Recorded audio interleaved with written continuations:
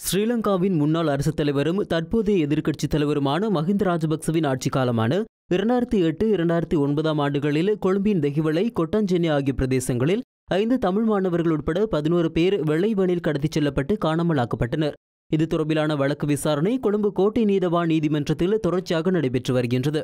இந்த சம்பவங்களுடன் ஸ்ரீலங்காவின் கடற்படை புலனாய்வு பிரிவுக்கு தொடர்பிருக்கின்றமை கண்டறியப்பட்டுள்ள நிலையில் விசாரணைகளை ஆரம்பித்த குற்றப்புலனாய்வு திணைக்களம் ஸ்ரீலங்கா கடற்படையின் புலனாய்வு பிரிவு அதிகாரியான லெப்டினன்ட் கமாண்டர் சந்தன பிரசாத் எட்டியாராய்ச்சி உள்ளிட்ட புலனாய்வாளர்களை கைது செய்தது.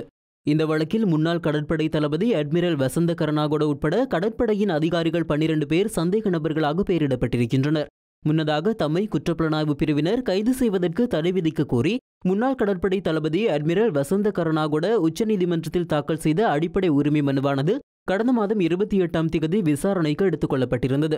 இதன்போது அட்மிரல் கருணாகொட குற்றப்புலனாய்வு பிரிவினரால் கைது செய்யப்பட மாட்டார் என்று உறுதியளிக்க முடியாது என்று சட்டமா அதிபர் சார்பில் முன்னிலையான மேலதிக சொலிசிட்டர் ஜெனரல் விராஜ் தயாரத்ன உச்சநீதிமன்றத்தில் அறிவித்திருந்தார். எனினும் குறித்த மனு மீண்டும் கடந்த மாதம் 7ஆம் தேதி விசாரணைக்கு எடுத்துக் கொள்ளப்பட்ட போது முன்னாள் கடற்படை தளபதி அட்மிரல் வசந்த கருணாகொடவை கைது செய்யவோ தடுத்து வைக்கவோ இடைக்கால தடை விதிப்பதாக நீதிமன்றம் உத்தரவிட்டது. அத்துடன் மார்ச் 11ஆம் தேதி காலை 9 மணிக்கு வாக்குமூலம் அளிப்பதற்காக குற்றப்புலனாய்வு திணைக்களத்தில் முன்னிலையாக வேண்டும் என்றும் முன்னாள் கடற்படை தளபதி அட்மிரல் வசந்த கருணாகொடவுக்கு நீதிமன்றத்தால் உத்தரவு பிறப்பிக்கப்பட்டது.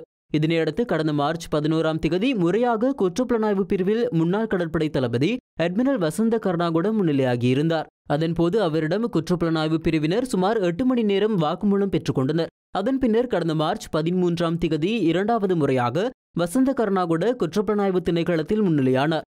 இந்நிலையில் 3வது தடவையாக வாக்குமூலம் வழங்குவதற்காக முன்னாள் கடற்படை தளபதி அட்மிரல் வசந்த கருணாகொட குற்றப்புலனாய்வு திணைக்களத்தில் மார்ச் 19ஆம் தேதி முன்னிலையாகியிருந்தார். இதனையடுத்து ஸ்ரீலங்காவின் முன்னாள் கடற்படை தளபதி அட்மிரல் வசந்த கருணாகொடவை ஏப்ரல் 4ஆம் தேதியான இன்று மீண்டும் குற்றப்புலனாய்வு பிரிவில் முன்னிலையாகுமாறு அழைப்பாணை விடுக்கப்பட்டிருந்தது.